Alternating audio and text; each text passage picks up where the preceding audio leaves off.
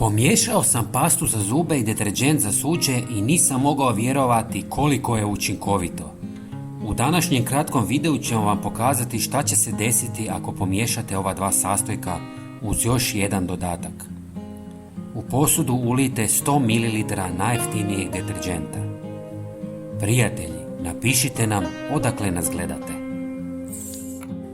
Nakon toga dodajte 5 cm najjeftinije paste za zube i sve dobro promiješajte dok se pasta nije potpuno rastopila.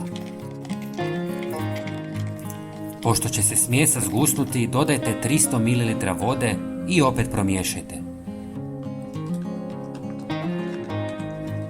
Na kraju dodajte 1 žlicu sode bikarbone i promiješajte.